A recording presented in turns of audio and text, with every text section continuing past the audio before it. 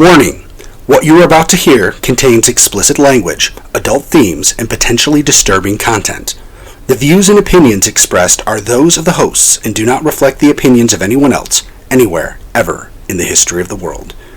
This podcast is intended for an immature audience and should not be listened to by anyone, anywhere, ever, in the history of the world. You know, fuck it. You've been warned.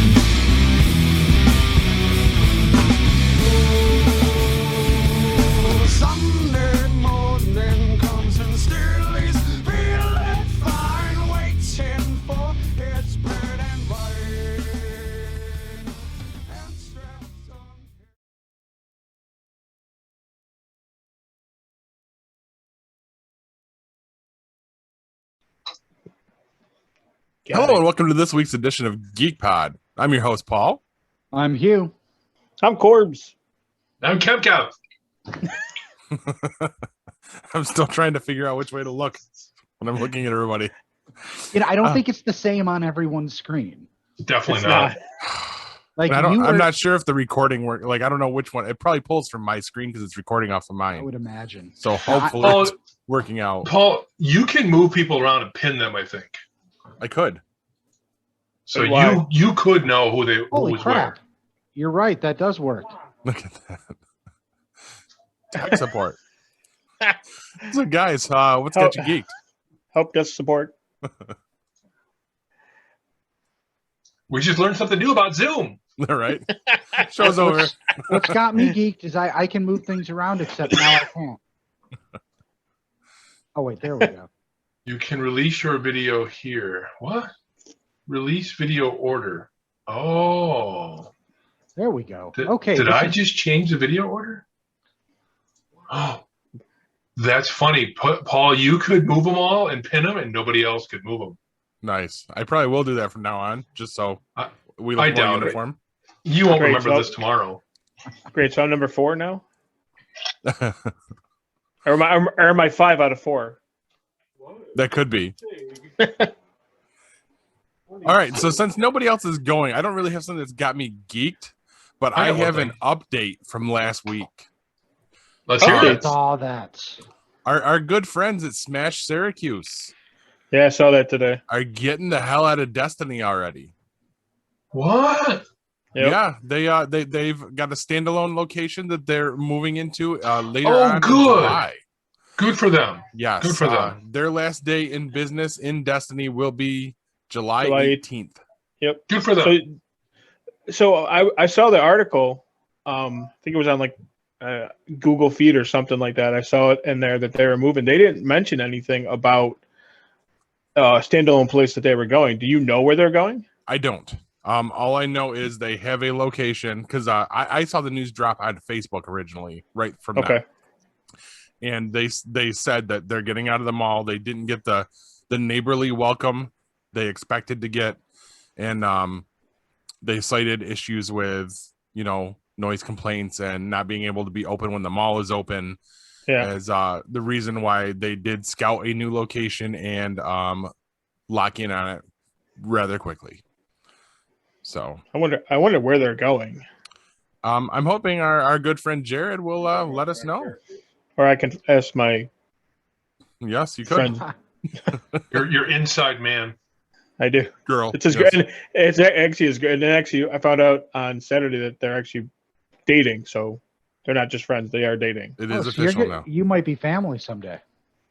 Could be. I could get that money. You're not that close. Listen, I doubt that shit. If you just get us another, a discount to another event there, I'd be happy. Right. Preferably this summer, because this appears to be the summer of GeekPod live events. So Apparently. Well, I gotta email him tomorrow. Anyways, I gotta get my my son set up for his birthday party there. perfect. So I'll be emailing Jared tomorrow. I'm working from home. My son's in the room with me, so I don't know if you can. Pick his ass out. All of a sudden, I just saw the mop go flying. Yes, That's what it is. He's got the freaking. He's got the. He can put the man bun up. But I told him if he did it, I was gonna have to punch him in the face and then myself in the face for letting him do it. Way to Is that your son or your daughter? Son. Oh Wow. shit! Oh, He can't hear you either. That's okay. You can listen to the video later. That's true. Oh, So, yeah, this is Hey, my. you want to stay in the room? You're fair game. This is true. but he doesn't know that because he can't ever hear anything we're saying. No, he can't. He can't hear this week's because I have his headphones on because he listens. That's to like punching a blind person and saying you could have ducked. They can hear. Their senses are so much better. They can hear the width.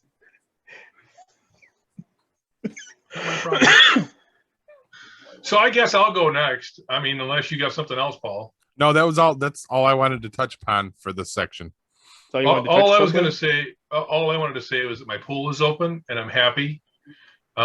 Before last year happened, the year from hell, when 2019 came to a close, I thought for sure I was going to fill my pool in because I just had enough of it. Spring 2020 rolls around and I changed my mind because I kind of figured we might just need it that year, and we did. We had a great time with it last year, and it's open again this year, and we've been already enjoying it in these heat waves that we've been having. So very, very happy about the fact that it's open and that I still have it.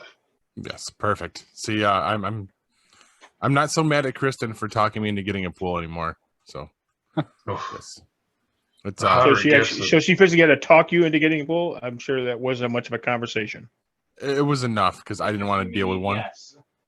So Is yours chlorine pool? Okay, because my buddy Yes, here, it he's got a saltwater pool. I've heard those are awesome. Yeah, they're Haven't tried. fantastic. We considered converting over, but the price kind of scared me off of it a little bit. So Yeah, I mean he loves it. I mean it's less chemicals in the pool and whatnot. It's just basically like a bag of like salt, I guess. He puts it Yeah. in. He's got to put it in slowly or whatever, as opposed to like he has to have somebody come, I think at the beginning of the year to get the pool set up, and then at the end of the year to close it, and that's it. And he can put the chemicals in himself. He doesn't have to test the water. He does on his own just to be on the safe side, but he doesn't Right, have to really just to do keep much up of on any- it. Yeah, there's not much upkeep on it. And to top it off, the motherfucker's heated. that's better. That's Yeah. nice. Amazing. So it doesn't matter when it's 95 degrees outside because the pool's 85. It's like getting into the freaking ice bath. But when it's 70 degrees outside and you get into the 85-degree pool, it's pretty nice. Getting out, Yeah. though, you got a little dick turtle going on. Mm-hmm. So, It's basically like getting when it's like 1,000 degrees outside. It's like jumping into a bath of ice and not just the ice bath challenge. you got that? He's Probably doing not. ventriloquism now. Look at that shit. Yeah, it's weird. It's crazy. That's some crazy shit there. That's it. I'm pretty good at it, too. Never saw my mouth move once. You missed the opportunity. No. You should have been taking a drink while he was talking. Yeah. So, I mean, I guess I'll go for what's got me geeked unless Kev's got anything else. I'm done. Yeah. Mine is just graduation. My nephew graduated on Friday from ESM. So Nice.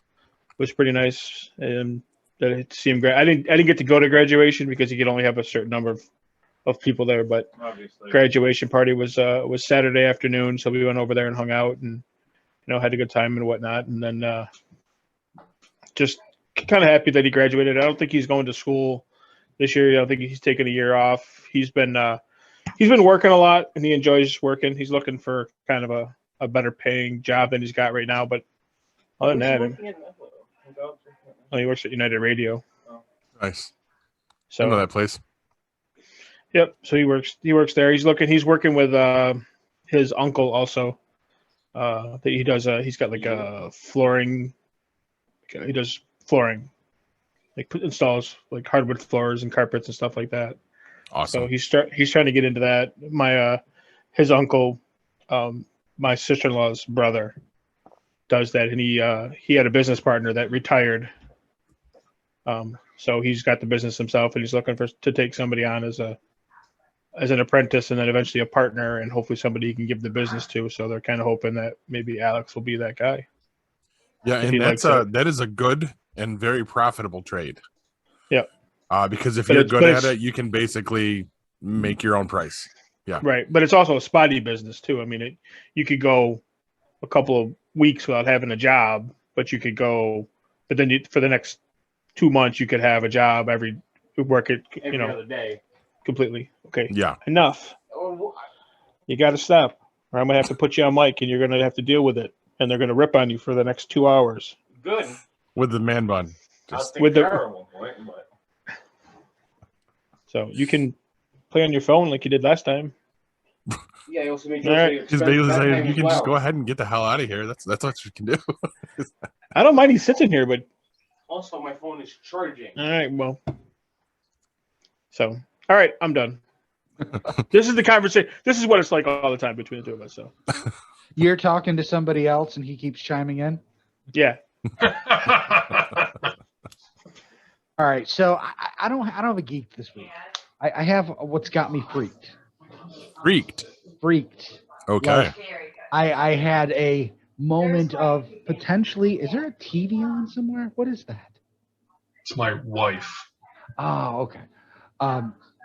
Like a moment of existential horror. All right. I want to ask you guys something. Do you know the Oscar Mayer song? Okay. OSCAR, yeah. You don't have to sing I it. wish I was. Okay, yeah. No, the My baloney has a first name? yes, that's Oh, the bologna one, not the wiener one. yes. Can you recite to me the lyrics as you remember them?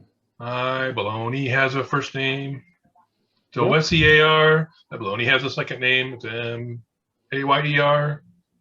No? No, keep going. MAYER, right? Yep. Okay. If I don't know. What's the last part of it? If you ask me why I'll say come the it's fuck on, guys. BOLOGNA. Right, got it. Wait, no, what was the end there? Not the spelling. BOLOGNA. Not the spelling. The part before that. If you ask me why, I'll say BOLOGNA. No, there's No? another line there. Oh, there is. See, Yeah, I it's been a told while you. since I sing it. I know. I'm like, I'm like going through it in my head. And I'm like, Paul, I can know you I'm do missing it? something. I can Google it quick if you want. Well, no, I don't. I don't want you to Google it. I'm trying to find out if anybody remembers it. Because when I Google it, it says, because Oscar Mayer has a way with BOLOGNA. Yeah. Does it Yeah, sound yeah, familiar to you're you? right. You're right. That sounds You're right. familiar to me. Yes. Yeah, okay. No, you're right. You're right. No, I'm not. Because you know what? I remember it going, Oscar Mayer has more to say than BOLOGNA. Oscar Mayer has more to say. So I went and looked at it. I was like, maybe they did a different commercial or something. Paul, could you throw that a screenshot that I emailed you up on the screen? This is what you get when you Google Oscar Mayer has more to say in quotation marks. Okay. It's not 9 o'clock yet. Hold on. I'm coming. You caught me off. Paul, I never want to hear you say that. Seriously, that was not the It's song. like Saratoga all over again. What's wrong with you people? Are you coming on your baloney? Oh, I can't even All use right, that. I'm as a title. done. all right. No. No results found for Oscar Mayer has more to say. Just leave this up for a second, then you can pull it down. I think I discovered a new Mandela effect. It's impossible to search it, though, because when you search Oscar Mayer and Mandela, there already exists one. People that think it was spelled M-E-Y-E-R instead of M-A-Y-E-R. And that's all that comes up. And I went through pages and pages. But right here, this doesn't exist. Guys, this is how I remember that song. And what's interesting about it is that it's not just, oh, somebody's alive or dead or the spelling of something. There's context here. I remember that line in relation to the Wienermobile, because it was kind of saying, hey, we're not just baloney, we also do other things. There's a contextual reason behind that line, and apparently it doesn't exist. Now, That's messed up. I was really hoping one of you would remember it. But yeah, I'm just like, I guess my wife and I are from different universes, because she remembers it the way it appears to be. I just, that floored me. This came up last night. No, 2 nights ago. And I had to get up out of bed and Google search. I wasn't actually in bed. We were sitting in bed talking before we go to sleep. And it came up. And I started Google searching it because I've thought about it before. And I'm like, holy crap. Make sure you take it downstairs. I can't find anywhere where the lyrics are the way I remember them. I've never heard it that way. So clearly, this is one of the instances where we're from different universes again. Yeah. And I think we need to revisit this. Is a multiverse? Do you know what a Mandela effect is? Government cheese. I don't. I want to revisit this as an episode. So let's not hit too hard onto this right now. That's what she said. Maybe in the other universe. DuckGo doesn't have any results for that in quotes. I'm floored. If you asked me how it went, I would have bet my paycheck that that's how it went. Corbs, what a Mandela effect is. It's named after, a few years ago, they discovered a whole mess of people thought that Nelson Mandela had died back in the 80s. And what was uncovered is there are people that actually remember things differently. For instance, Paul and I talked about it. And Paul, I'm not trying to hit it too hard. I'm just trying to explain. No, that's all right. Yeah, no, you got to give it context now. Okay. Yes. For instance, the kids' books, the Berenstain Bears, okay?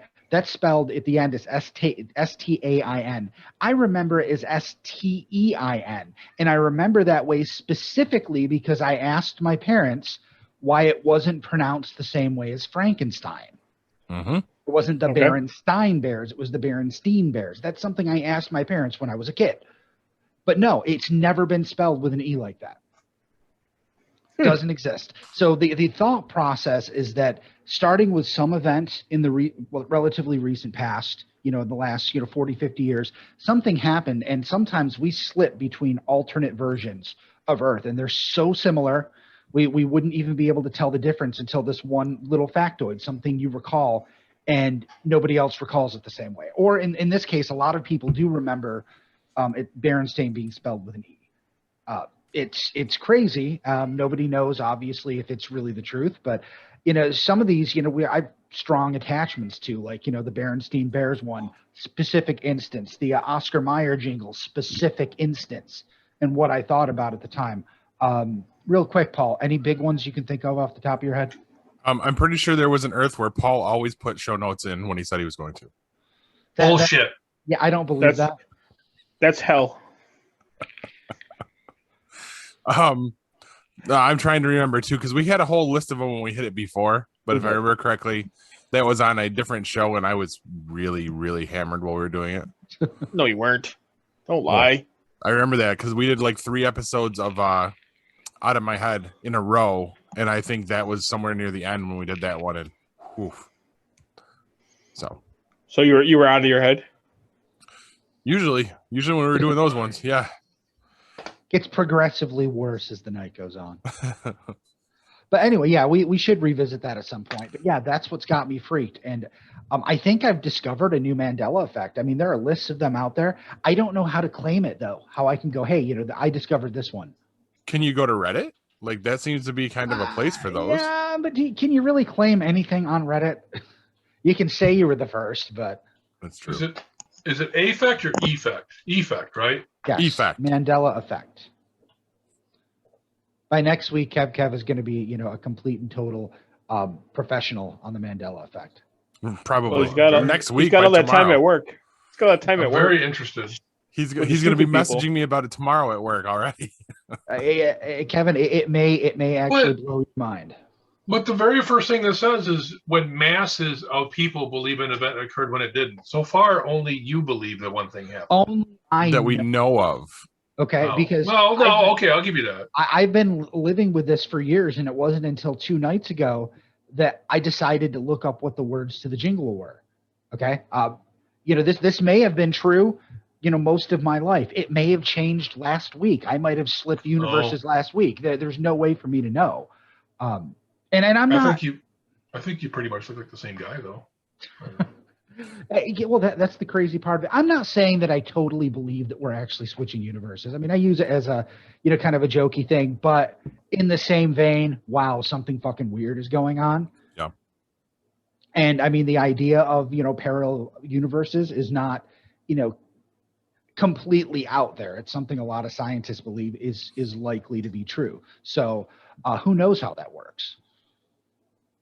I hate the way they do it in comic books. But not comic book shows. But we'll get to that much later. Man, wouldn't you hate it? You hate multiverses and you find out that you're actually in a multiverse? Then I would know why. Then I would make more sense. Somewhere there's a version of you that's like, I fucking love multiverses. They're awesome. I doubt it. I really doubt it. Is that looking to be like the movie The One with Jet Li, where he goes between universes and kills himself? It was more like the movie The Butterfly Effect, right? Yeah, or I think there is a movie called on Amazon. There's one called The Mandela Effect, The Mandela Effect. It's pretty good. Nice. I think the premise of that movie was basically this guy suddenly his son dies, and then he wakes up one day, and his son is back. It never happened, but he finds himself flipping back and forth between the two different universes without not being able to control when it happens. You should definitely read up on it. Interesting stuff, but that's my got me freaked. Outstanding. So let's jump right from that into what y'all playing this week. Me. I'll go first. I think that's a given at this point. Well, I paused. You basically fill the segment. So I waited. Actually, I'm playing something completely different this week because after all of the A&E wrestling documentaries or biography or whatever it was, and Dark Side of the Ring, which I'm all caught up on as well, I decided I'm going to get back into pro wrestling. And I got a subscription to Peacock, and which they bought the WWE Network, and I've been watching the shows and trying to catch up. It's kind of tough because it's been a while. But I picked up WWE 2K19 and 2K20 for the PS4. And I've started playing those. I literally just scratched the service. I just got 2K19 working today because I had trouble with installing it. But I had Avery watch some of the women's matches in Hell in a Cell from a few weeks ago. And she seemed like she was kind of interested maybe. Tonight, I set her loose on create a character mode. Nice. WWE 2K19. Creates her own character. We literally had to tell her, get in the shower now. I mean, it's supposed to be reading time, and she's still playing matches. And she's like, yeah, she's wrestling and oh man, that's not fair. She's just losing her mind over. I don't know if we're going to be able to have her keep playing because she always takes everything too far. But I haven't actually gotten to play it yet because she's been playing. But I'm trying, and I'm gonna dive in head first and. Try to enjoy the games and the lifestyle. I will say that it's nice to have those shows to look forward to, which is something I missed. Paul, you got a smile on your face. I mean, it's the Attitude Era all over again. What do you mean? Remember when Jack was all about the Attitude Era and the pro wrestling? Jack. No, I'm never gonna be like Jack. I'm not gonna be like that.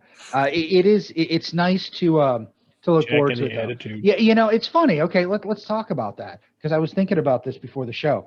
When I was growing up, we didn't have cable TV. In fact, where I lived, they still don't have cable TV. And the only people that got that kind of stuff were people with satellite dishes, and those were only the rich families. So I didn't get to watch all the pay-per-views and all that stuff. All we had was WWF Superstars on Saturday mornings. I remember that show. Yeah. Right after Rockin' Wrestling. Yep. And I enjoyed watching it. Then, I became a teenager and I was always out and we still didn't have cable. I eventually go out on my own as an adult and get my first apartment. The first thing I do is get cable TV and oh my God, there's Monday Night Raw. I mean, it was like 2 hours of wrestling on a Monday night. I was floored, fell in love. Had the SmackDown games for my PlayStation. And that's what I did. I worked at Sam's Lakeside. I went home, grabbed a 12-pack, some Burger King, and I sat there playing wrestling until, 3 a.m. if it wasn't a night it was on. But then, you get married and everything, and you have kids, and you just kind of got away from it. I didn't have the time for it anymore. But I realized what I liked about it wasn't really that I really believed in it, or, I thought it was the greatest thing in the world. It's awesome to have 2 times a week you have something that big to look forward to. A 2-hour chunk of time you can just kick back and enjoy yourself. It's kind of like a destination. And I think that maybe a lot of people feel that way, because watching it now, man, they you can't accuse them of working stiff. I mean, I can see now where no, they're not really hitting each other. Whereas you watch the older matches, and I'm not saying they did hit each other, but they sold it a lot better. It definitely does not look as authentic now as it did back then. But hey, it's still 2-3 hours of escapism, and that's not a bad thing for anyone. No, very true. Yeah. Definitely not my cup of tea anymore, but I shouldn't say that. It's been a while since I flipped it on too. And well, when they start having live events, your dad's going to drag you to them. So I don't know. It's been a while. He the last few years he was kind of like meh on it. So I might have to drag him to one now just to do it. Actually, we should make it a Geek Pod event. We'll get him a Geek Pod t-shirt and everything. I'm not springing for ringside seats though. That definitely ruins the mystique. Let Geek Pod spring for it. Like I said, I'm not springing for that. Actually, you know what we do? You get him a shirt, you mic his shirt, but don't tell him, and then we all get there and we fucking leave him. Record everything. And watch from a distance. If he gets in any trouble, we'll descend, but let's just see what happens and what he says. He's been accidentally mic'd here off of like my Ring doorbell and stuff. I'm not sure if I'd want that to happen. My dad has a tendency to just poke his head out the door and have running commentary, like from my neighborhood. And wow, there's been some fucked up stuff said. Just saying. Oh, I need to know now. Not now. I'm waiting for the video. No, he was behind it. He was in the doorway, so you couldn't see him. But yeah. So Kev, are you still playing something? Yeah, just poking at Settlers Online. The summer event's up right now. The football event, or what they call a championship event. So it's 3 weeks of you just push through as much as you can and grind through as much as you can to get as many of these footballs, they're called, because this is a German game. It's football, so of course they're soccer balls. Right. And you collect them through all sorts of different ways. You collect them on your island, and you collect them in adventures, and explorers bring them back, things like that. You go through and get your achievements, and it's classic, builder game. You just keep building and growing and helping your teammates and having fun conversations with newbies and keep settling, basically. That's the idea. Keep settling. Corbs, are you playing anything? Or are you still working? I still work. Yeah. I still work. Just like games on my phone. I got it's called Cooking Craze. It's just it's like a restaurant game. Gotcha. So you just put shit together and you get customers or whatever, and you gotta put the food together that they want, give it to them. So been playing that. I've been playing that for a while. So have you made it the head chef yet, or? Oh God, no. I'm not even the sous chef. I'm the guy that they send out to get the food at the other restaurants. He's the pizza delivery guy. You're the DoorDash guy. I am. Is that the one that if you don't get their order up, they get mad at you? Yes. If you don't get their order up in time, they it starts out, there's a green line or whatever, it's their happy line or whatever. So if it gets too low, it gets to yellow, they get annoyed, and then red, they get angry, and if it runs out, they fucking take off on you. Perfect. So, seriously, don't they know I'm just one guy? What the fuck? I got no waiter. I'm making the shit and delivering the shit. Give me a fucking break. So you have to deliver it to the table too, or is it all takeout? No, it's basically like you're like a short order cook. It'd be almost like you had like a food truck. Yeah, it's counter service. Yeah.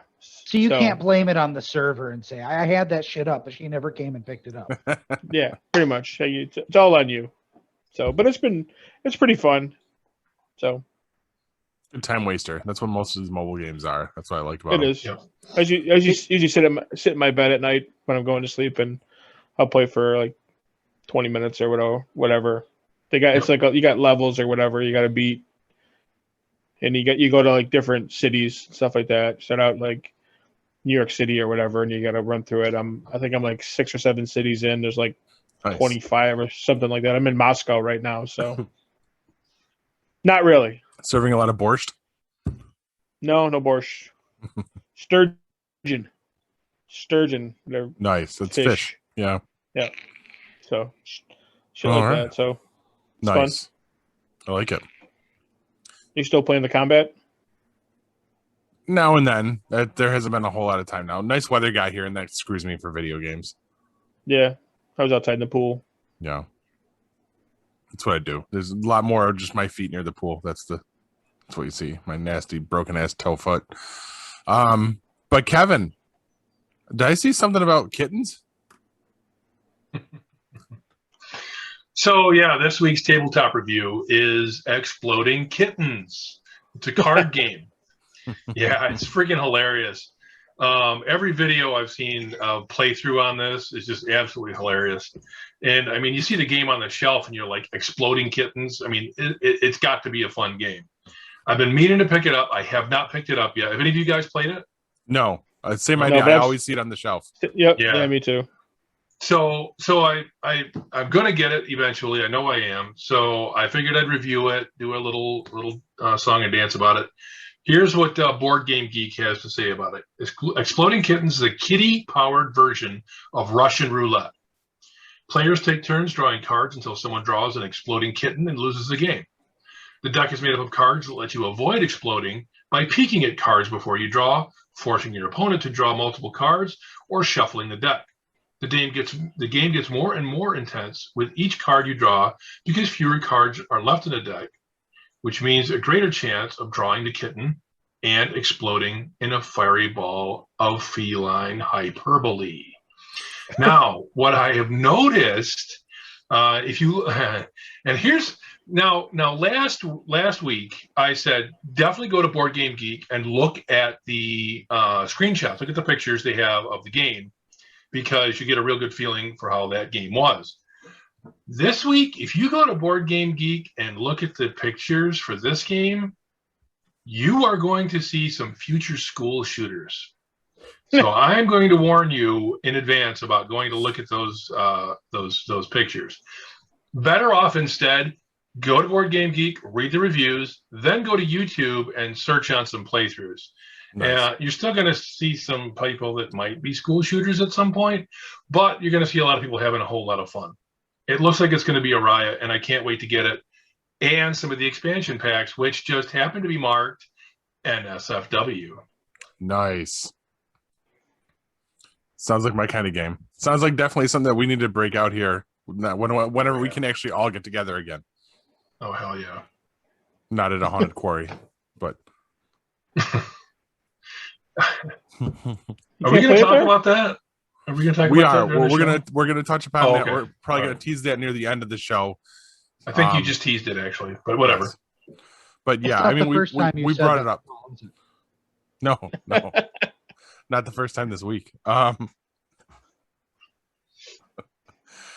I think that we're running out of time here. We're gonna go to commercial break, and then we're gonna throw it right into the news. Stick with us, guys. Hey guys, I just wanted to break back in with some breaking news. I know I just talked about Smash Syracuse and the fact that they're leaving the mall on the 18th of July. Well, that has changed already. They have been locked out of their location in Destiny. They have been kicked out of the mall. They're not allowed back in at all. So they are out. So hopefully that means that they will be going to the new location sooner. I know just since you guys just listened to me talk about it. I said we didn't know the location. Well, now I think it's an exclusive drop here directly from Jared. He wanted me to let you guys know that their new location is going to be in the West Vale Plaza off of West Genesee Street near Solvay. It's going to be a bigger, better location. There's going to be new things there, including the splatter paint room, like he was telling us about during our visit there. And he already did say that he does want us to come back and check it out when they're in the new location. All right, guys. So for real this time, now to the commercials. See ya. Looking for the hottest new comic on the shelf or a keyback issue to complete your run? How about that rare statue or action figure that you've scoured the internet looking for? Come to Collectibles Galore, located in North Syracuse with ample off-street parking. Collectibles Galore has a huge selection of comics, toys, and rare pop culture items you won't find anywhere else. Comics Galore is always buying comics and toys and will give you the fairest price for your collection. New customers get 15% off their first purchase in store. Collectibles Galore for all of your pop culture needs. Stop in and see for yourself why Collectibles Galore is the king of comics.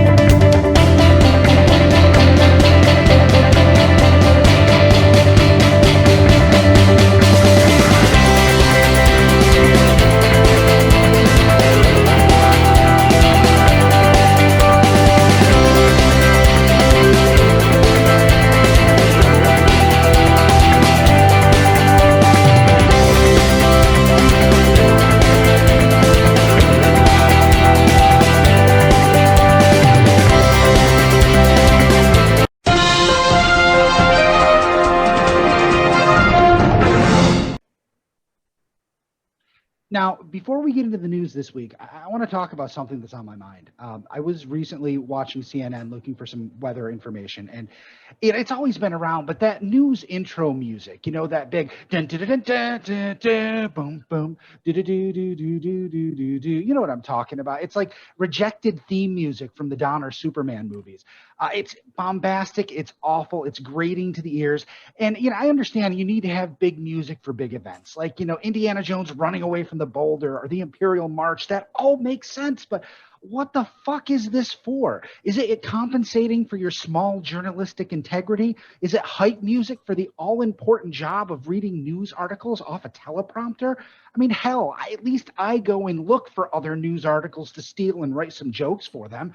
I mean, these news music junkies, they spend more time in makeup than they do digging up hard-hitting stories. If you need to hear the victory music from Final Fantasy before you do your job better fucking be making Final Fantasy games. I'm sorry, it's annoying, nonsensical, and makes me sick. What do you think, Paul? I think you need to watch back to this because you have your own news theme now, Hugh. As everyone but you just saw. Is it like basically, yeah. Big, bombastic, and everything that you wanted. Well, thank you for your kindness, Paul. I appreciate the effort that you put into that. Come back to me next week and tell me what you really think of it. Okay, hold on a second.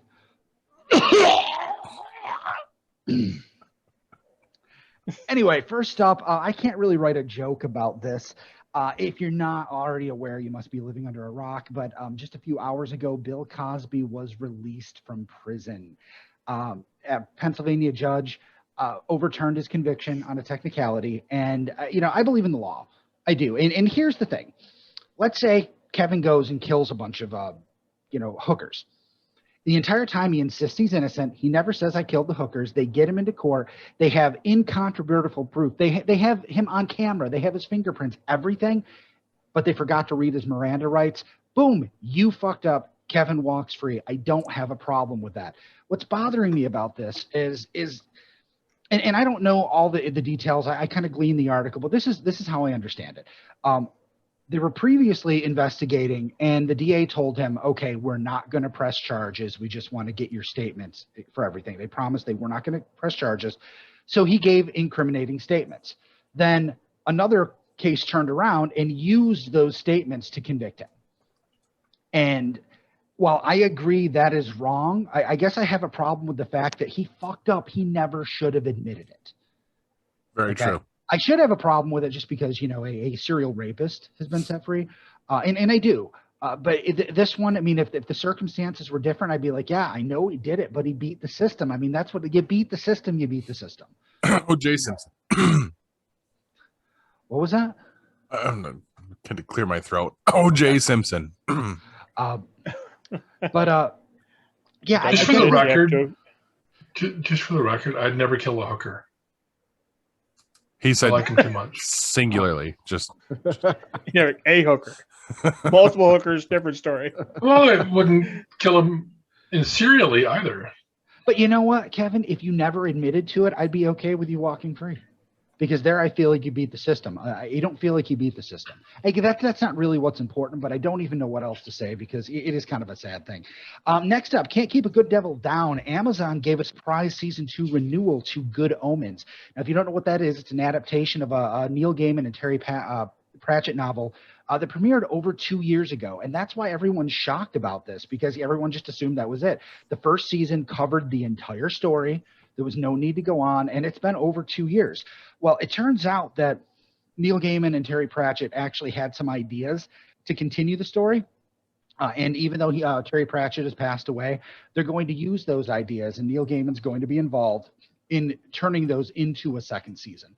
So they're promising fans it's not going to be a cash grab. There is some involvement from everyone. And I actually did try to watch it. The first episode was okay, but everyone in the family hated it, so I never got to pick it back up. Anyone here watch Good Omens? I wanted to. Another one I never got around to. Yeah. So finally, been there, done that. A new creative team is taking over Spider-Man in October, and a new Spider-Man is coming along as well. Marvel is teasing that the once and future clone Ben Reilly may be taking over hero duties from Peter Parker permanently. Now, no news on this, if this means they're going to kill him off or he just wants to settle down with MJ. I'm sure it's not forever, but it could be good. This isn't the first time Ben's donned the webs full time. He did that back for a while. Actually, I loved it when he did that. I really liked the character. I really hope they're not going to kill Peter Parker off just because that's been done too many times. And the fact is they're getting closer to being where they were before Brand New Day. Peter and MJ are in a relationship again. They haven't, everything hasn't gone back to before the deal with the devil. But, I could totally see him being like, you know what, I'm taking some time off and, spending it with MJ because somehow they've got to get to Old Man Parker. Very true. Yes. Or the one more day, the whole thing about them having a kid, that's a really cool storyline. And they seem to want to continue that. That's never going to get there. If they don't give him some time to foster that relationship. So we'll see how that works. Now that's the news, kids. I am exhausted from trying to wade through the hundreds of articles about today's episode of Loki to bring you something worthy that can be served on a newsprint platter. Kind of like how they used to serve fish and chips wrapped in newspaper, but I bet the fish guy didn't say bum ba da bum bum bum bum ba ba ba ba ba ba ba ba. Here's your fish, Paul. In other news, in 1980, the city of Detroit presented Saddam Hussein with a key to the city. Back to you, Corbs. All right. Well, that's just wrong. All right. So I guess we're gonna do a movie review today. I'm just saying, Stallone wouldn't stand for that shit. He wouldn't. But if you watch this movie, he didn't stand for much shit during that. So we're gonna do First Blood. It's a classic. It came out in 1982. Stars Sylvester Stallone as one of his two iconic characters. The other one being anybody? Rocky. Thank you very much, Paul. I do appreciate you for actually piping up. I mean, if someone had to. you didn't know that, then you're gonna have to get beat like he beat what's his name? Apollo Creed. There you go. There you go. All right, so Stallone playing John Rambo he's a Green Beret vet. He actually is walking through a town called Hope. I believe it's in Portland, if I can remember correctly. It's been a while since I watched this movie, actually. I'm not going to lie. He does fight back against the bullying small town police force. This is the first in the Rambo franchise. While not as violent as the other sequels, it is still one of the best movies, I think, in the franchise. Doesn't really kill anybody. I mean, he doesn't really kill anybody in the movie, but he does, use his military training to maim and injure the police force with booby traps, spikes to the chest, to the legs. Only one person really, I think, dies in the whole movie.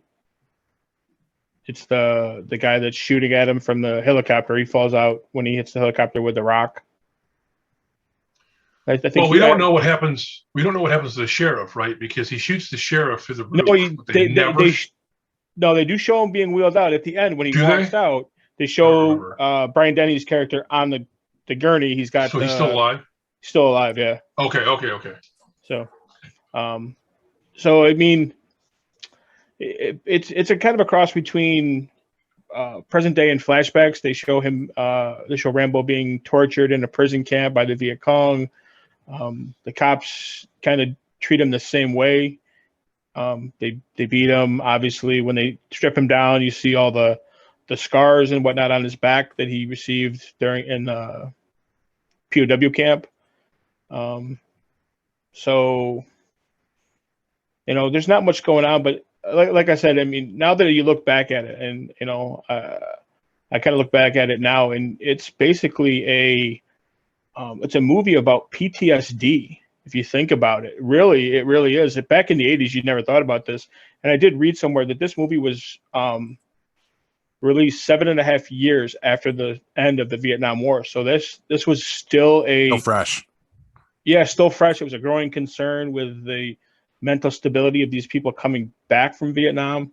But obviously we didn't know what it was at the time. I mean, nobody knew what PTSD was at that time. They didn't realize it until much, much later. Again, I'm not going to get too much into the movie. I mean, if you haven't seen this movie, are only a couple of fans, then we got to talk about that. So Rambo 82, it's a fantastic movie. I mean, it's one of those movies that I think all four of us have watched at some point, probably more than once. Paul, if you haven't watched this movie, Paul, I am going to drive to your house tonight and I'm going to murder you. I thought I had seen this one, but apparently my introduction to Rambo was First Blood Part 2. Really? Huh. Yes. So you haven't seen First Blood? Apparently I haven't, and I need to correct that. You do, seriously, because if you don't, I'm going to drive to your house and beat you. Dude, you only ever want to meet me halfway when we have to meet up for shit. So don't give me you're coming to my house. I know exactly where you live. I know you know. You'd been here in the past. He's going to drive halfway, call you, and get over here so I can beat you. Meet me at Stewart's. I need to punch you in the face. To beat you with a sock full of quarters. I think First Blood holds up. I think, does. I think there's probably a generation of people that wouldn't understand it. Millennials. Right. I mean, they'd understand the violence. They'd understand, somebody fighting back against somebody picking on them, stuff like that. But they might not understand the whole context of it. Right. Maybe it would encourage them to look into it. But I think the movie holds up. Yeah. Now, did you know? I don't know how many people know this, that there is actually an alternate ending to that movie. No. Nobody knows. All right. So the alternate ending, I think it's on the Blu-ray or something like that. And it was only played in one theater, the first time they played it for the grand before the even grand open. They had a test screening. He's supposed to die at the end. Really? That doesn't surprise me. Troutman's supposed to come in, and when he's in the police station, he's mounting up to fight against the police, and he sits down and he's recounting his story about his friend in Vietnam that got blown up by the kid with the shoe shine box. and whatnot. And in the real movie where Troutman comes over and kind of grabs hold of him and tells him it's going to be okay. In the alternate version, he shoots him. He puts a bullet in his head. Wow. Yeah. And you're supposed to kill it. The character is supposed to be killed off at that point, but it didn't test well with the audience, the test audience. They didn't like it. Now think about that. It's been 4 movies that have spawned you. Rambo, First Blood Part 2. Really bad for the franchise. Yeah, what about you wouldn't have had the franchise at that point. Mm-hmm. Now, You would have just used a different character. Right. Well, You know what I They mean? do in every other things. Yeah, I mean, they could have easily. It could have been a different character for each one of the movies. True. You know, but the same sort of person. Whether or Right. not they had that plan in the beginning, who the hell knows? Right. Because it's only after it was successful that they probably figure out, hey, we should do another one of these. Yeah, exactly. you know, that doesn't shock me. I wanted to kind of, since you guys have obviously seen it more recently, I've only seen the movie once. And my introduction to Rambo was the Sega Genesis Rambo 3 video game. Okay. And I thought Rambo was like this superhero soldier guy or whatever. So eventually, you know, that Rambo First Blood comes on TV back when we first got Fox in this area and they actually showed movies and stuff. And I was kind of shocked because, and maybe I'm wrong and I'm misremembering it. You guys can help me. But my impression of that movie, after thinking he's the big superhero from Rambo 3, he seems like a fucked up guy. Some people are picking on him, yeah, but his reaction to them is really fucking extreme and probably way more than was actually warranted. And I'm just like, he's like hurting cops and stuff. I mean, yeah, they're dicks, but you know, I saw him killing terrorists who were shooting back. I mean, it seemed fucked up to me.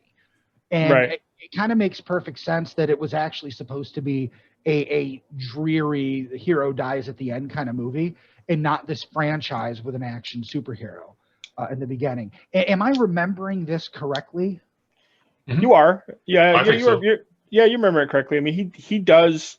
I mean, obviously he injures and maims all the police force. When he actually, to truth, he does everybody because he does shoot Brian Denny's character. I can't remember what his name is in the movie.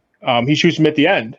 So every single one of his police force is either maimed or shot.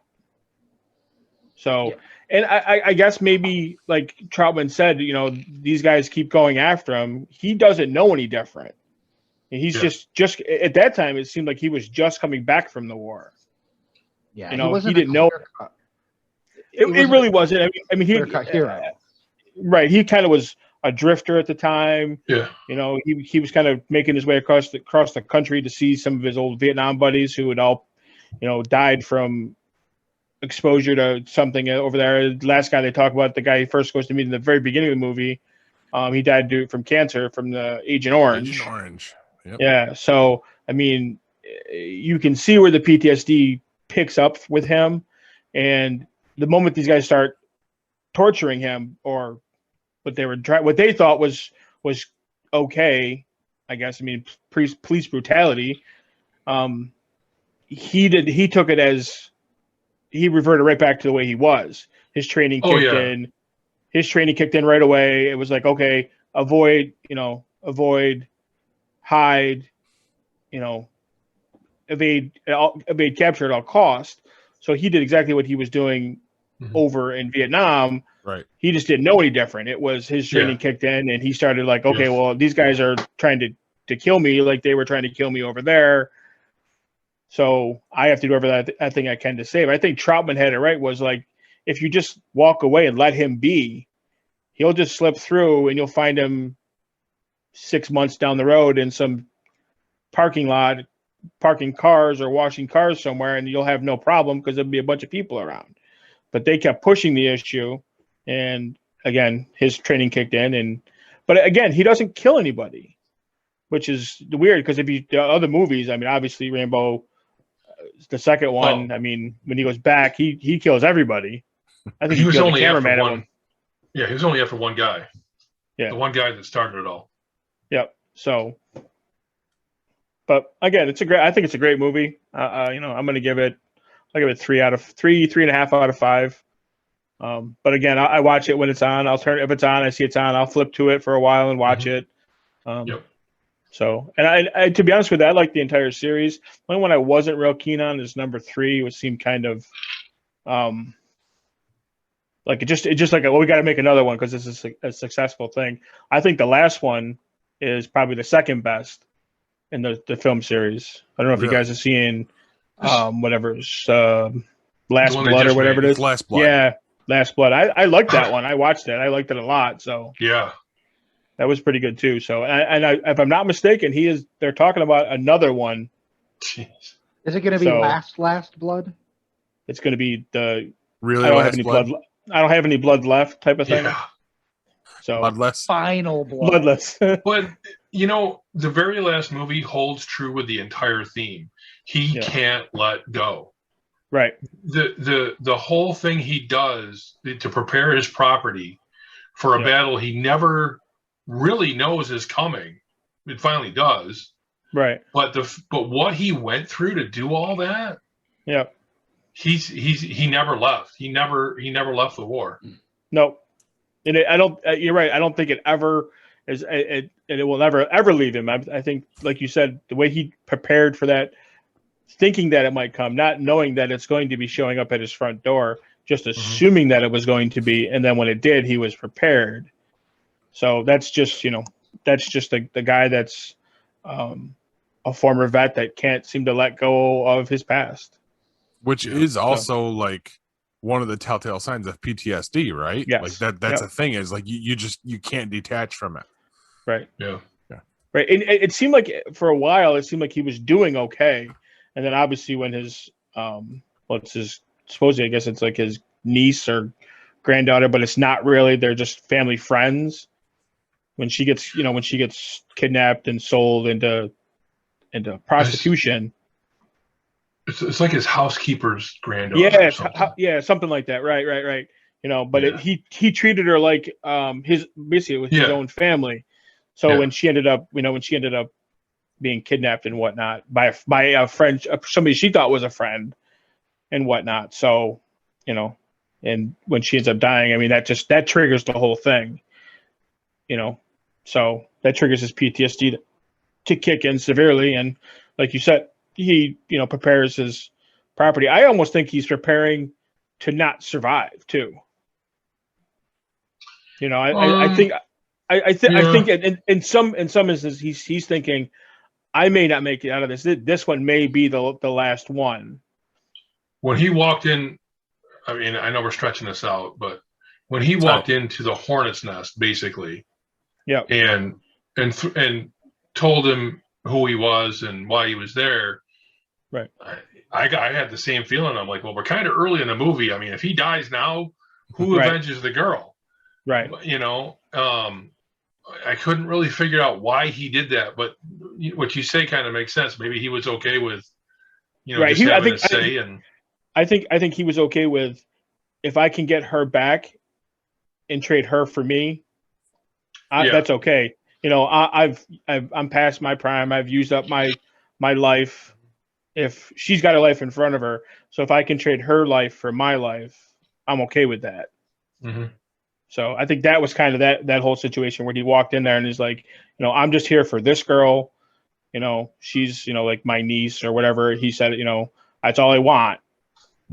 And they were like, well, no, they're, and then they told him what they were going to do to her and whatnot. And I think once they beat him up and, carved him up, basically, that triggered his PTSD. And then when he finds her and, she dies on the way home or whatever, there was he was taking the medication that was keeping his PTSD in check. If you remember, he had the pill bottle, he was taking it. And then when she died, he stopped taking it and his PTSD kicked in and it was Rambo of old.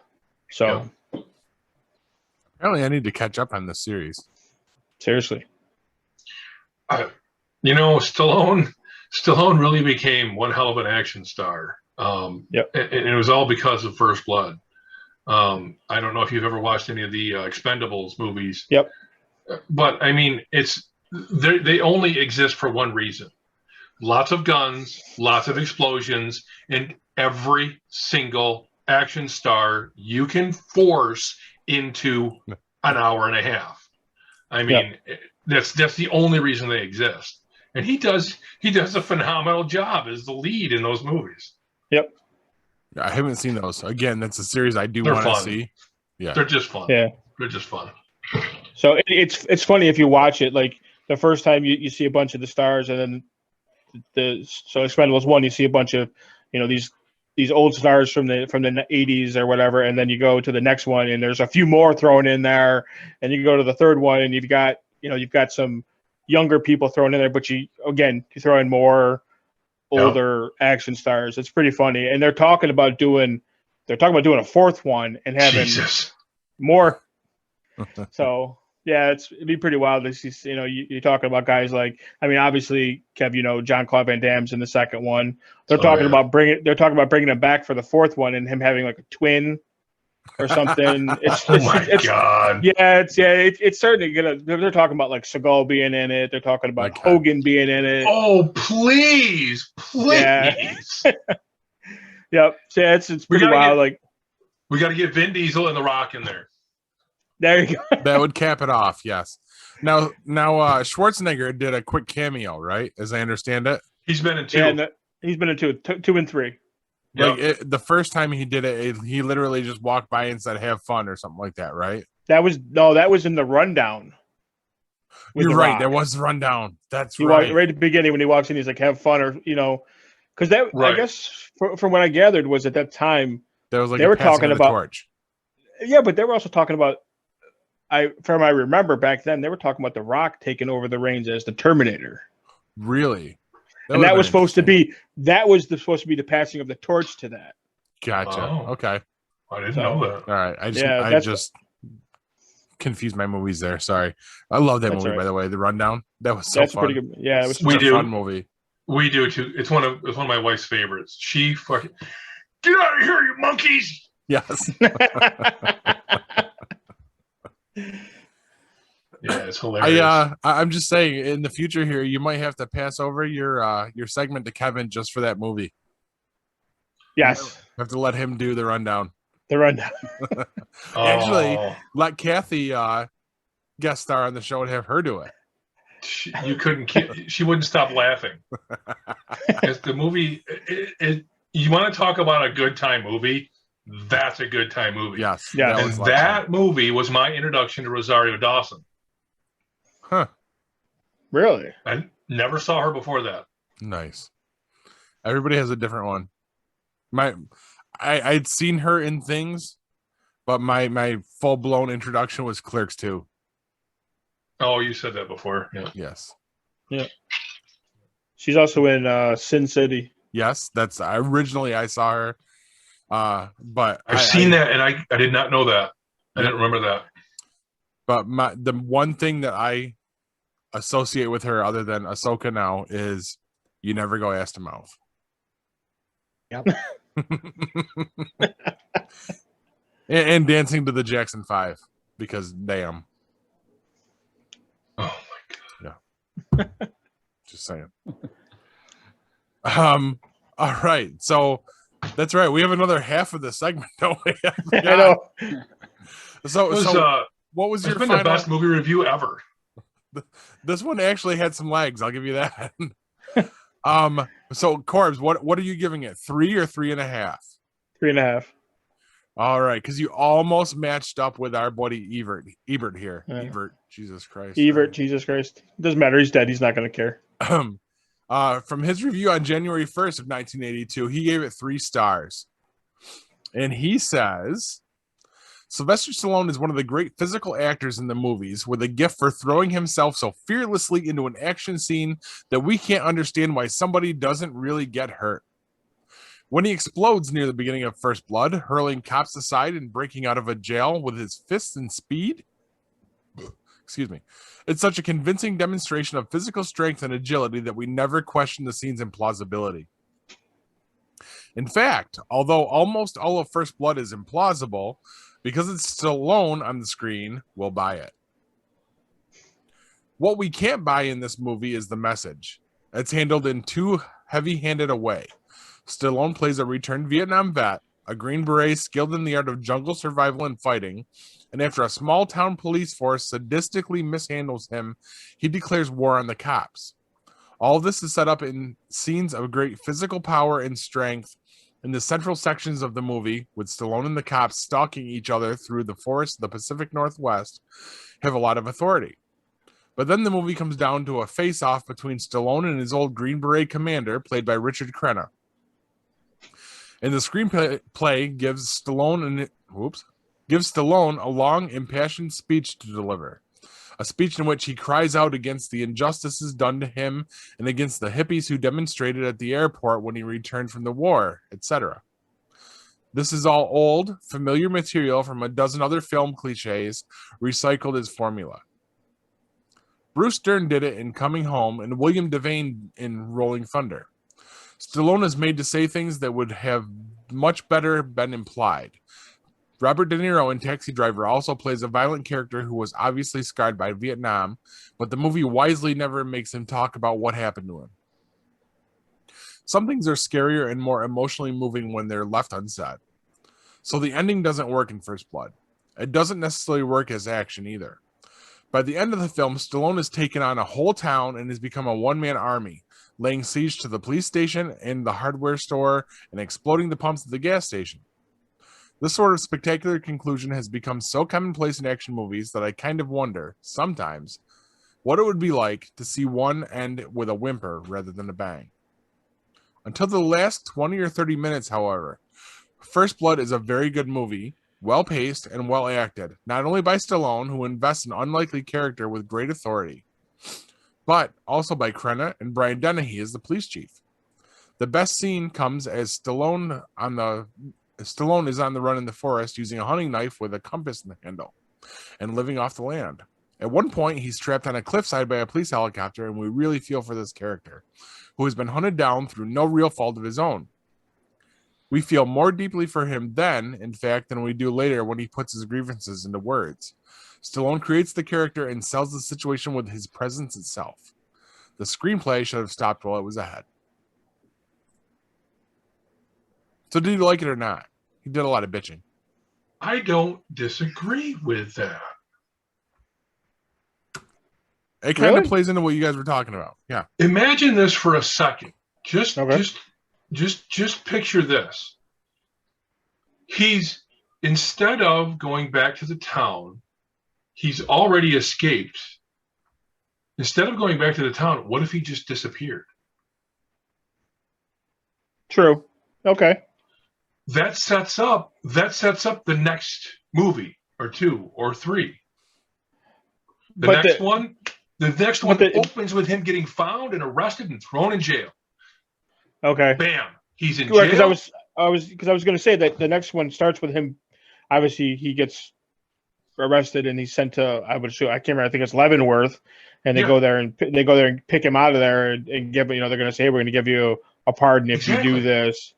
I agree with that part of it. Yeah, if he just slips like they said, if he just slipped away, you pick him up someplace in Seattle, washing cars or whatever. The end of the movie is exactly what Crenna describes. Talked about. You're gonna find him in a parking lot, parking cars. The end of the movie, they pick him up, they throw him in jail. You still feel for the character. You've got all this emotion for the character. Sets up the second movie. Bam! They sell every freaking ticket they can print. Yep, I agree with that. Yeah. Now that you bring that back up, if they'd have done it that way, I think it would have set up the second movie much better. I never thought about it that way. Wow! Look at that. Wow. Learning is fun. It's the first time I've ever agreed with an Ebert review. Yeah, and when he was reading it at first, I was like, they were talking about him stuff not being said and him not explaining to what was going on to him, happened to him in Vietnam. I thought to myself, that kind of made the character, him talking about what happened to him and everybody that he knew that ended up dead, basically, either in the war or because of the war. Yeah. But you're right. If they'd have had that conversation over the walkie-talkie when they were communicating back and forth, when he was in the cave and he was talking to him down at the base camp, if he'd have just, like he said, just kind of slipped away, why did he have to go back to town? Why did he have to? I mean, they came after him, so I get that part of it. He was trying to keep himself safe. But you're right. If instead of going back into town, if you'd have just slipped away Kept like they were going. talking about, and then at the end of the movie, they pick him up at the end of the movie someplace. You know, 6 months later. right. You know, 6 months later, you see him washing cars in Seattle or wherever, and Krenner rolls up, the cops roll up, the FBI rolls up, and you know he kind of looks around and goes, "Okay, I'm caught. There's not gonna be a fight. You know, I'm just gonna kind of." And same thing, they usher him away. Movie cuts to the end, and then bang, you pick up the next one. Krenner visits him in jail again, saying, "Hey, we got this job for you." You're right. I think that plays out a lot Right. better. The only way they could have ever done that, though, is if they had actually planned in the beginning for a sequel. second movie. Yes. And I honestly don't think, I mean, if you just look at the way the first one ended and the way the second one started, they did not plan for a second movie. Nope. You're right. And I think that plays into the part with they weren't planning on the second movie because of the way the first movie was going to end. Yeah. So, originally, yeah. Yeah, the original ending. So Yeah. I think that when they decided against that, they were like, okay, well, what's going to happen from here? So we got to do it this way. But they weren't planning on a sequel and a franchise becoming out of it. So yeah, I can see where maybe that you weren't thinking about that. And you know, these movies and all these days they're remaking all these movies. There's some movies that shouldn't be remade, and this is one of them. Don't touch this. Yeah, one, I agree. Chris. Yeah, I agree. you can't touch this movie. There's movies you can't touch that. You know, this movie, I would say Top Gun's up there. I think Bull Durham is up there. You know, you can't find the characters to play these characters. I think Stallone plays Rambo perfectly. You can't put somebody else in that role and remake that movie and have it be the same movie. Mm-hmm. You know, If that movie came out now, people would complain about how they don't need anyone to mansplain PTSD to them. This is true. so All right. I already said it. Best movie review ever. Yes. longest movie review ever. It works. This ended up being a very good segment. All right. You know what? Let's cut to break and we'll come back. And apparently, Corbs wants to roll into some sports talk for us. Yeah, just a little bit of it. So I got something I got to get off my chest. Hopefully, it's not that shirt. We'll be I right like this back. shirt. Leave my baby blue alone, baby. Looking for the hottest new comic on the shelf or a keyback issue to complete your run? How about that rare statue or action figure that you've scoured the internet looking for? Come to Collectibles Galore. Located in North Syracuse with ample off-street parking, Collectibles Galore has a huge selection of comics, toys, and rare pop culture items you won't find anywhere else. Comics Galore is always buying comics and toys and will give you the fairest price for your collection. New customers get 15% off their first purchase in store. Collectibles Galore for all of your pop culture needs. Stop in and see for yourself why Collectibles Galore is the king of comics.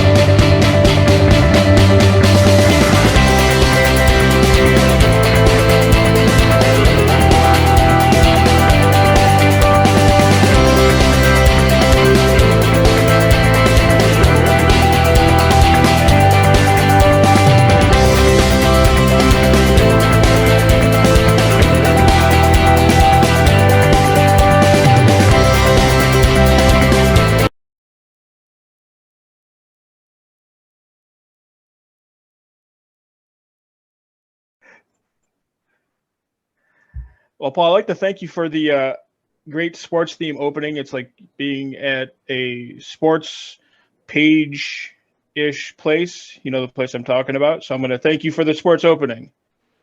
I spent all my time working on the news one, man. Well, all right. Sorry. Well, so I must be hearing shit again. So, all right. So on to the sports. So, this week, well, it's been going on the past couple of weeks. I don't know if you guys watch sports, you guys read anything about the sports, but Major League Baseball is cracking down on the sticky substances that the pitchers use to get a better grip on the baseball. So this is an issue. It's I've been following it because it's kind of annoying the shit out of me. How do I put this? So pitchers are using stuff like pine tar, which is used you put on your bat to get a better grip. Major League Baseball in the past 2 years has decided that they're going to look at the spin rate of the baseball coming out of the pitcher's hand. Now, for guys who don't know anything about baseball, spin rate is basically, for a fastball, it's how fast the ball rotates and moves. So if you have a better grip on the ball, it's gonna move a little bit different than, say, if you don't. If there's no sticky stuff on the substance, if there's no sticky stuff on the baseball. The thing of it, the sticky stuff is when you throw the off-speed pitches. So basically, if you're throwing a curveball, it gives you better grip on the ball, gives you better spin rate, ball drops a lot more. So your 12-6 curveball, Paul, you have some idea of what baseball is. You know what a 12-6 curveball is. Yes. It's a ball that starts at we'll say at your head and drops to your knees. It straight down. So on a clock from 12-6. So if you have a better grip, the ball is going to drop faster. It's going to spin a lot more. You're not going to be able to hit it as hard. Same thing with the slider. Same thing with the changeup. The ball moves differently because you have a better grip on the ball. Pitchers are complaining that they're being unfairly treated by not being able to use this stuff. I've seen interviews with guys that are saying that it's unfair to the pitchers to not be able to use this stuff. My thing of this whole thing is these guys are complaining. They're complaining about this because everybody's concentrated on hitting. Okay, Paul, I'm assuming you played baseball when you were younger. Yes. Okay. I'm not sure if Kev or Hugh have played anything. When you were younger and when you were playing, I mean, I played through high school. I faced guys that actually ended up in the major leagues. You never had any of this concept. Right. And you were still good enough to get there. Okay. So why is it so important now? Guys are saying, well, I'm hurting my arm because I don't have a good grip on the ball. Okay. So did you hurt your arm in high school? Did you hurt your arm in college? You had the same grip then, and you were still effective. You got drafted. You ended up in the major leagues. But now you're in the major leagues. You need the grippy stuff, the sticky now you need stuff. a crutch. Yeah. Right. Now, I get it. Back in the 90s and before that, actually, 90s was the steroid era. Guys, steroids, whatever. That was a crutch for the Major League Baseball for the hitters. And the pitchers didn't have anything of that. So maybe they were using it then to combat that. But that has gone away. The players have all gotten better. They're better conditioned. My thing of this whole thing is you were so good before this was the issue. Why is it a problem now if you can't use it? Stop looking for that crutch, like you just called it, Paul, a crutch, and do your fucking job. Your job is to pitch. Your job is not to have this sticky stuff on your hand to make you a better pitcher. You're already a good pitcher. One of the biggest guys going is Garrett Cole. They interviewed him, and he literally, when they asked him if he used the stuff, he literally sat there for 6 seconds and stared at the camera like, I don't know what the fuck to say. Right. How do I answer this without being a douchebag? Right. Yeah. Well, how do I answer this question without actually answering this question? Because I'm doing it. And then I guess the next week, one of the guys from Tampa Bay was pitching and hurt his elbow. So now he has to have Tommy John surgery because he didn't have sticky stuff on his hand. So, go ahead, Kev. So this is the pitcher's reaction, in my mind, to whether it's real or implied, it's something that's been put on them by their team, the team manager, whoever, coach, whatever you want to call it. It's on them to do the best job they possibly can, right. And now they're being told they're going to have one of their tools. They're taking one of their tools taken away. Yeah, right. But they're not having their job changed at all. They still have to do the same job. Yeah, right. And and that goes along with these contracts that these guys are getting. These guys are getting $300 million contracts. I'm sorry, I've said this from day one. Nobody's worth that kind of money. Unless they come offering you that contract, then it's no. I've always been this guy. As your manager, I tell you to take that contract. Just saying. That's fine. You can tell me all you want. My whole thing is, and people think I'm stupid and people think I'm crazy. If I ever got to the major leagues, I wouldn't be the guy that looks for that big contract, even if I was the best player in the league. I'm sorry. Look, and I'll say the perfect guy, Bryce Harper. 2 or 3 years ago, he signed that big contract. He held out, got the contract he wanted, went to the Phillies. He hits $250 every year. That's not a $300 million contract player. No. I'm sorry, he's just not. No, that's a middle roster guy. That's what that is. Yeah. Yeah, the only guy, and I don't think he's even worth it right now. I mean, Manny Machado got the same amount of money. So right now, the only guy that might be worth that is Fernando Tatis Jr. in San Diego. And everybody's frozen. Except me. We're not really frozen. Just nobody knows who you're talking about. Everybody's just staring at me. I could have swore he was actually the groomsman for the field there. Right. But here's the thing. Hockey went through this not long ago. Hockey goalies had their padding cut down. They had limits put on the amount of padding they could have, because what was happening was they kept adding more and more padding to increase their block on the goal. Taking up space, yes. They went through the same, in my mind. I mean, I don't follow sports actively, but this is what I relate it to. There was a lot of complaining at that time by the goalies that, they weren't doing anything wrong, etc. But in my mind, it's the same thing, because they're expected to do a job. They're using their tools to do the job, their skill and their tools, but they're having some of their tools taken away and they're still expected to do the same job. So they're just trying to protect themselves. Now, the reality is every one of them stayed right where they were. If they wanted to stay in the goal, they had their jobs because they were still the best goalies there were. These pitchers, they're still, whether or not they're going to throw the same speed of ball, whether or not they're going to have the same spin on the ball, whether or not they're going to have the same drop on the ball, they're still better than everybody else that's out there. Right. And once that tool is taken away, they're still going to be measured against each other, regardless of what happens in the individual games. Agreed.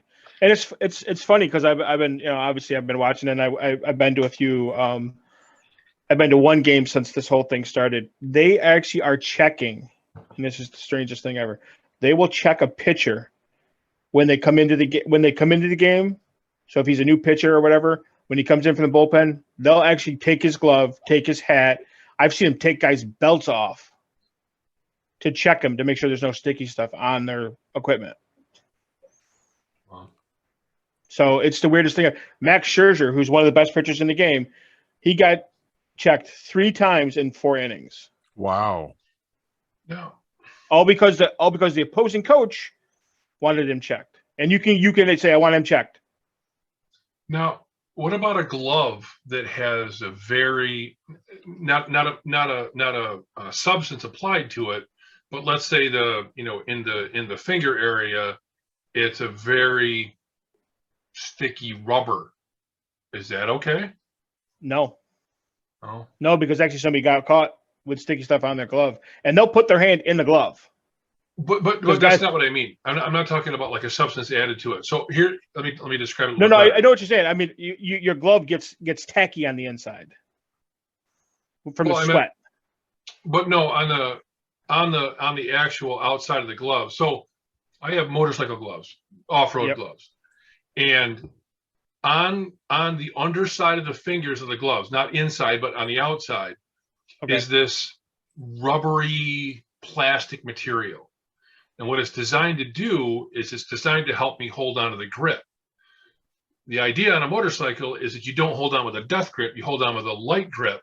And what this material does is allow you better to hold on to the brake lever, the clutch lever, or the throttle, or the other hand grip without having to have a death grip. What about something like that? I mean, you're not applying anything to it. You're not adding anything to it. It's the way the glove is built. Yeah, I don't think they have many gloves like that. Right now in baseball. Maybe that's something that they may end up with finding a workaround for something like that. Now, a pitcher can't have a glove on his pitching hand. Actually, he's not supposed to have a pitching. He's not supposed to have a batting glove either. Can't have a batting glove under his glove. So, like the guys in the field, they'll wear a batting glove under their glove for more padding, better grip. But a pitcher can't. He can't have it under his glove, and he can't have it on his pitching hand. So, and you can't. And I mean, there's so many rules for pitcher. He can't have any real loose jewelry that hangs out. He can't have any batting gloves hanging out of his back pocket. It's just the weirdest shit ever. But this to me just took the cake that these guys are complaining that they're saying that they can't use this stuff anymore. Yeah. So. Oh, I don't know if you guys all saw this or not, but I held this up earlier. Go Sports.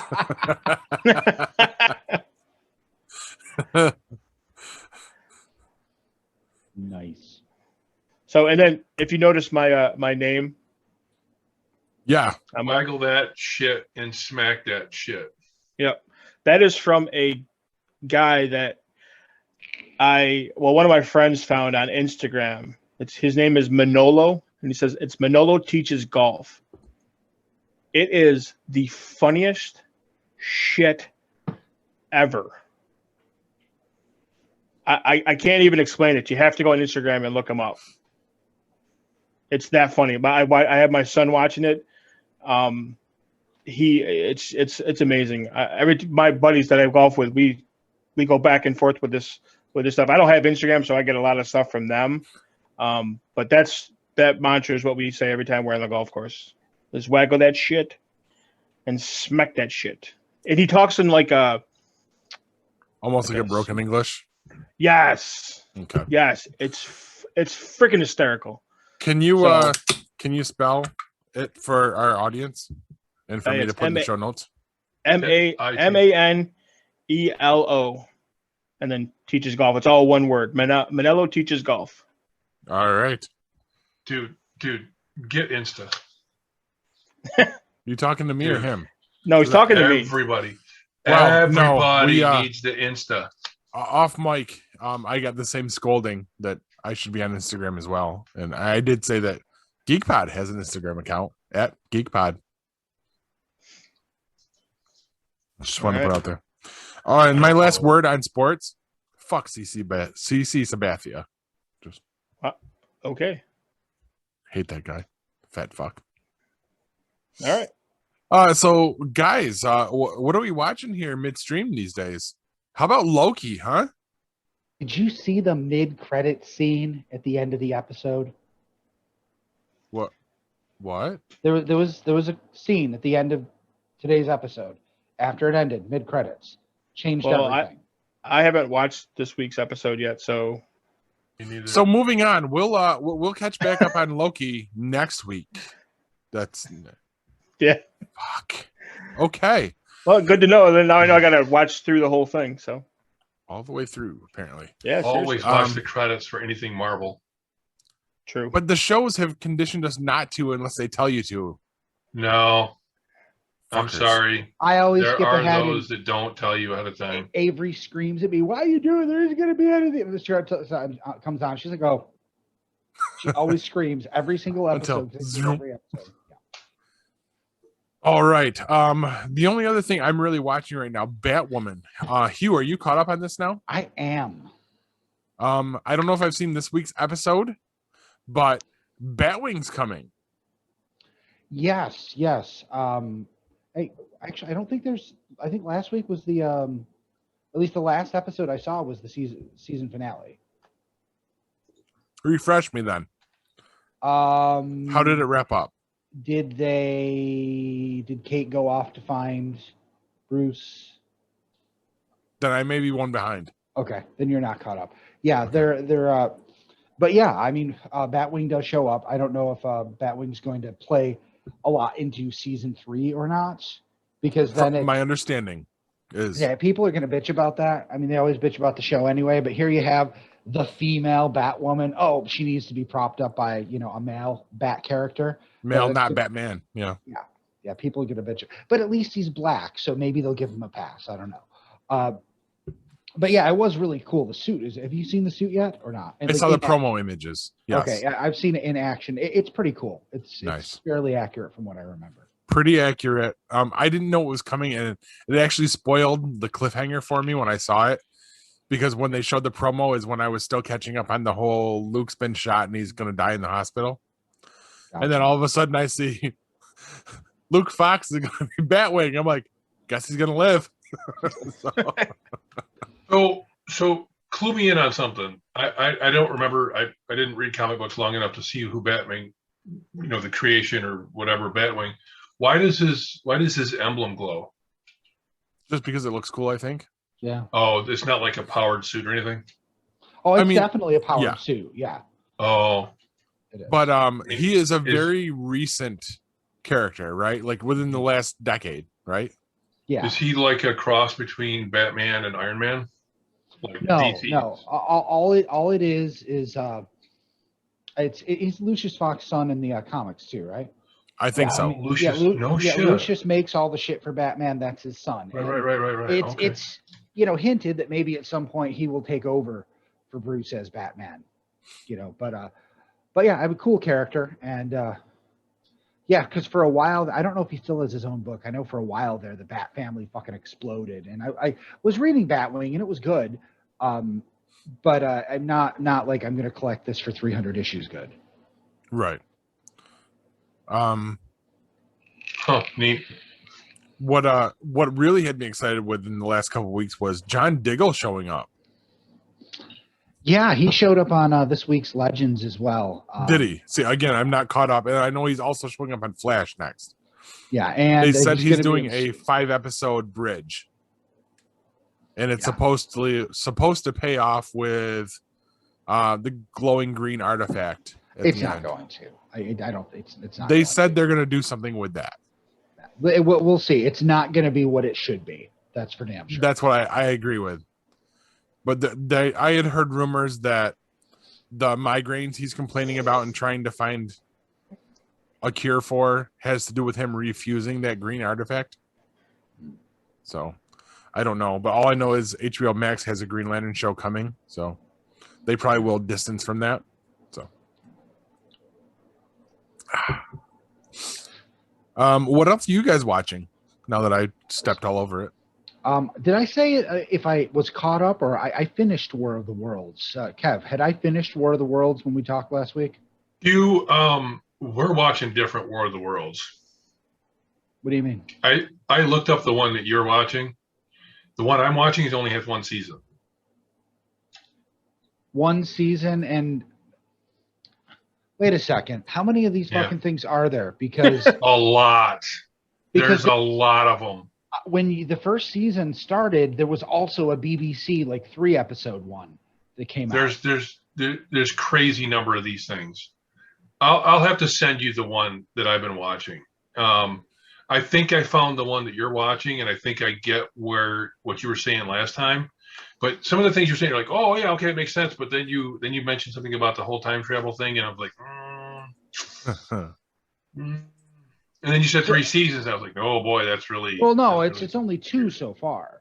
yeah, But no, we're definitely on different it's not shows. doesn't have Gabriel Byrne in it because That's okay though, because now you give me another one to go watch. okay. Well, give me another one to watch then. Because Yeah, I think this one's I'll done. get you all the info on it. I You guys meant to do that actually during the week. You guys are gonna trade War of the Worlds. Is that it? Yeah. The most nerdy thing I might have ever done. Trade War of the Worlds. You know the other thing that you said that clued me in? What? I didn't really catch it at the time. You said that they never showed the aliens in the first season. And they actually did. But that's okay. You'll see when you watch it. I'm still watching Rick and Morty, episode 2 of season 5. Did you have a chance to check that out, Kev? Oh, come on. You've got Hulu. Just click it. Start it. Watch it. I will. I promise I promise. Oh, my God. It's funny because the fans of the show always, it comes out, oh, that was the worst since this, or it isn't as good as this. This is 2 episodes in a row. Fucking fantastic. This week's episode might actually be one of my all-time favorites, and it's kind of reminiscent of Groundhog Day, but the basic premise is that the mad scientist Rick created backup families, or I should say decoy families, basically exact replicas of them in the same house in neighborhoods all over the world because he has so many enemies in the galaxy, so that if a decoy family gets destroyed, he gets alerted so he can be on alert to try to protect his family.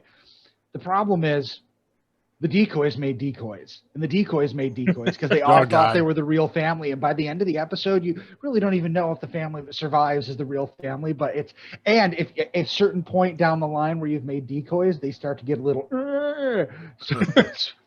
or like they're Muppets or they're made out of wood or something. It's bizarre, but it was so good. It was classic Rick and Morty. Like you don't want to start there because you need to kind of see how it started. But if I was to say, hey, someone who'd kind of watched it but weren't sure, this would be one of the episodes. I'd be like, watch this. This is a perfect example of what this show can do.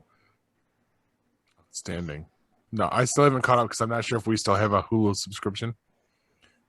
It may have squashed out on us. We don't condone that. I'm just saying you can. I didn't say you should. Definitely shouldn't. We're all about paying for our entertainment. Exactly. Is that what they call it these days? Kevin did say he likes prostitutes. I said I'd never kill one. Because you like them. That's what you said. Nothing wrong with them. They fill a purpose. He says I wouldn't kill them just like I say I wouldn't kill a zebra. I've not had the opportunity. I really don't know what I'd do if I was in a room with a zebra. I'm not saying I haven't had the opportunity. Oh, damn. See what I did there? So the wife went to bed, huh, Kevin?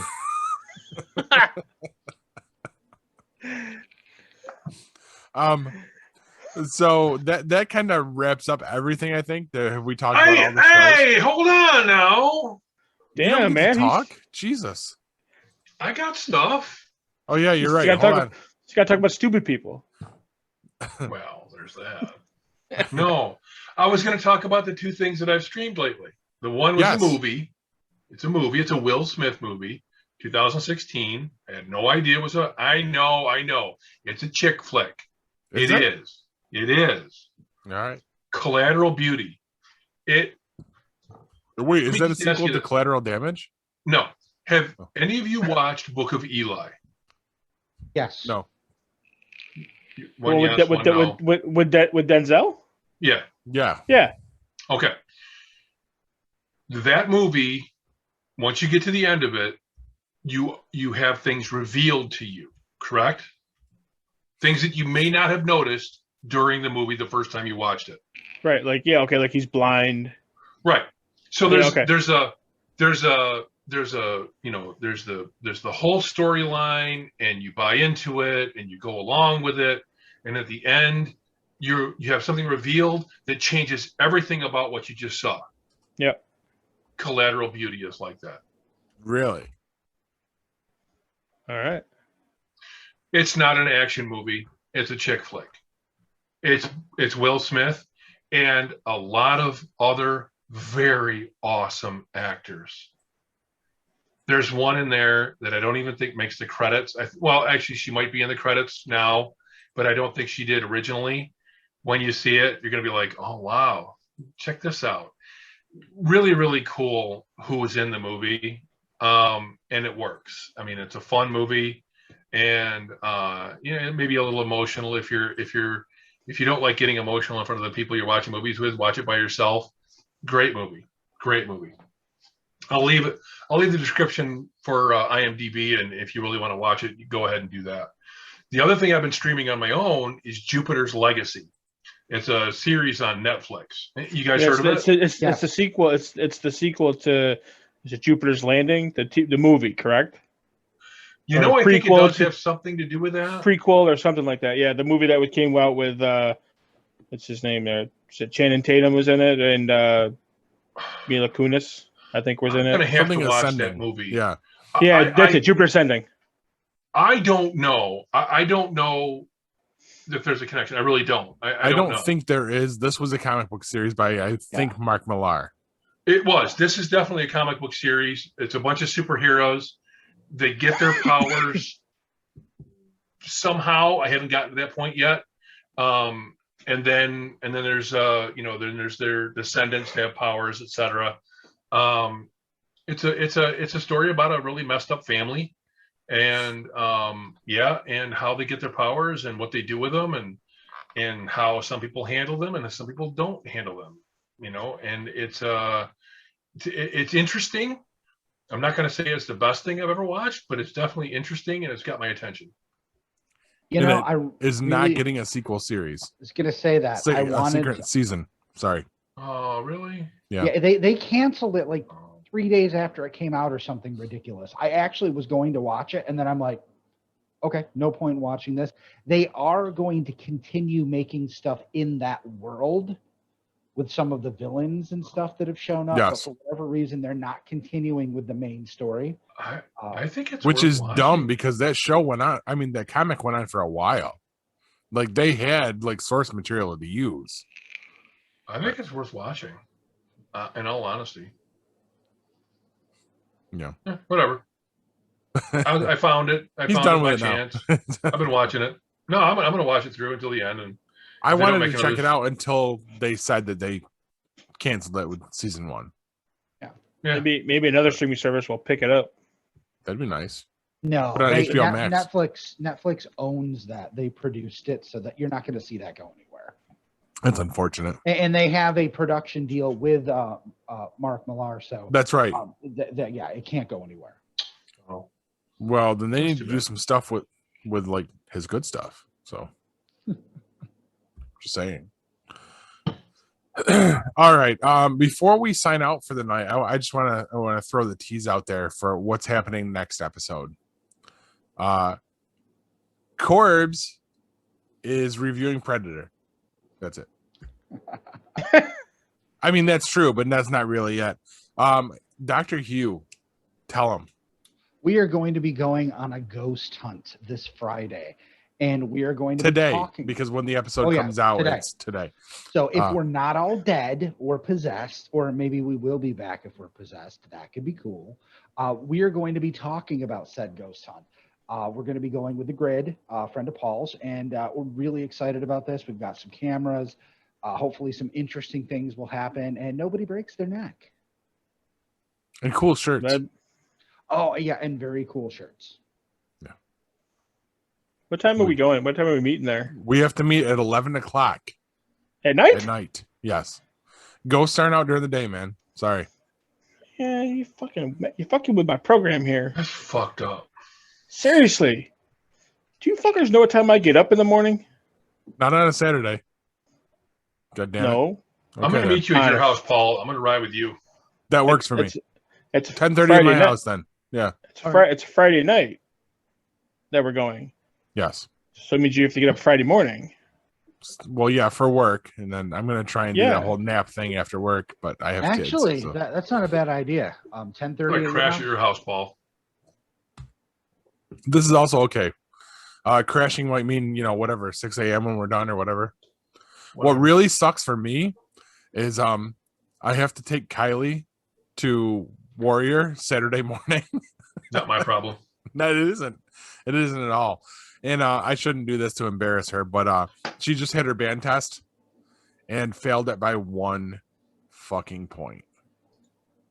So we go in with the coach on Saturday morning to go over stuff, and when she aces this, she gets elevated to the next level, and she can join the competition team. Nice. Very nice. Yeah, so there goes all of my fucking free time. Bye-bye. But yeah, I'm super psyched for her. She has done so good in the last couple sessions. She has been busting her ass. I don't know if you guys saw on Facebook or not with me posting her getting the 10-foot warp wall. Yep. Not gonna lie, I got misty when she did it because that was huge for her because she's literally like 3 foot tall. So her getting a 10-foot one, it was pretty big.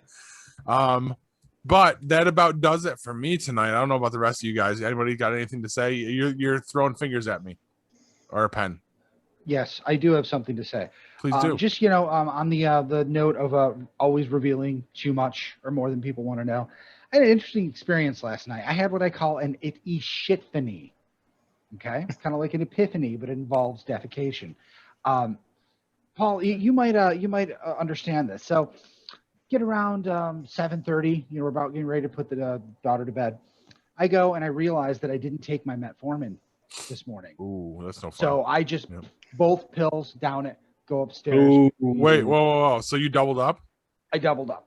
Oh, that's new. About half an hour later, my stomach is making sounds, and I have loud, stinky, awful gas. It was bad, but I'm like, it's messing with my stomach. I don't feel like I have to poop. All right, so put her to bed. My wife and I watch a couple episodes of Handmaid's Tale and everything. I'm doing my nightly routine. So at the end, we stop watching TV. She continues watching TV. I set up the coffee maker, start the dishwasher, let the dog out, all those things. And then I go take my, nightly poop because that's what I do. I start feeling it's coming on. It's coming on. I can feel it. I'm like, all right, I got to hurry. I get the dog in. I'm trying to fill the coffee maker. All of a sudden I get to the point where I'm like, oh my God, I can't finish this stuff and do this. And I start running toward the bathroom, and I have a pain like I have never felt in my life. And I've held in a shit before. Okay, I have done it. I have never felt pain like this ever in my life. And as I'm opening the gate, this moment, the second in time was stretched out. It felt like it was much longer. And I actually had a conversation with myself. And part of that conversation was, is it acceptable at this point in my life to shit my pants just this once? Is that okay? I've never thought that before. It's always been about getting to the toilet before it happens. I'm 4 feet from the opening to my bathroom, from my bathroom door, and I'm asking myself, can I let it go just this time? Now, I will tell you, I did make it. I made it barely, but it was the strangest thing because I'm not kidding. It really felt like time stopped, and I had a chance to question my choices in life. And if just this once, it was okay. Because I really, truly did not think I was going to make it. 4 feet. 4 feet. Right there. You can see it. That's how bad it was, is I did not think I would make it there. I thought it was a funny story. I just wanted to share too much. Don't ever cross that line. There's no going back. There's no going back. Once I do it once, I'm doing it all the time. Right. That 4 feet just doesn't matter anymore. Speaking of nuggets. All right. Nice. This is on my I way need more to drink after that. Here's the moral of that story is don't double up on metformin. Yes. Oh, I know. Don't do that again. All right. So my wisdom nugget for this week. Life is short. Smile while you still have teeth. On that note, megabyte me, bitches. This has been a GeekPod Network production.